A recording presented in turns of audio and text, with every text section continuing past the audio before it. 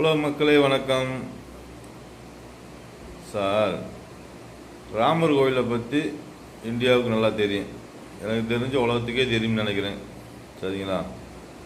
ராமர் கோயில் பிரச்சனை எவ்வளோ நாளாக நடந்துச்சு?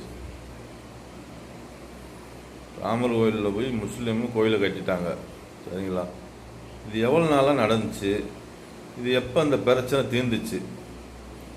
இது உங்களுக்கு தெரியுமா இல்லையா? எனக்கு நல்லா தெரியும். சரிங்களா? இதனால் எத்தனையோ மனிதர்கள் இறந்தார்கள். சாதி கலவரம்னு சொல்லி ட்ரெயினை தீய வச்சிங்க. அப்போல்லாம் நான் குஜராத்தில் இருந்தேன்.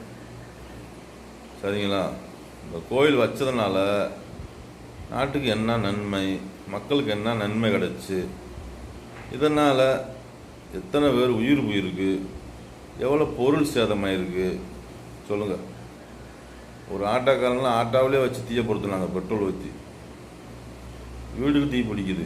குஜராத்தில் ஒரு குடும்பத்தை வீட்டுக்குள்ளே வச்சு தீய பொறுத்து விட்டாங்க.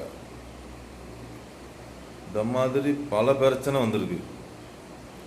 நான் கோபமாக சொல்லலை, எதுவும் கடுப்பெல்லாம் சொல்லலை. நாட்டில் நடந்த உண்மையை எடுத்து சொல்கிறேன். என்ன சொல்கிறேன்டா, நீங்கள் செய்கிற தவறுனால மக்களுக்கு என்ன நன்மை, நாட்டுக்கு என்ன நன்மை சொல்லுங்கள். எவ்வளோ பொருள் சேதம், எவ்வளோ உயிர் சேதமாயிருக்கு. இந்த சின்ன சின்ன தப்பெல்லாம் பண்ணலாமா? பண்ணாதீங்க சார். இதைத்தான் சொல்கிறேன் நான்.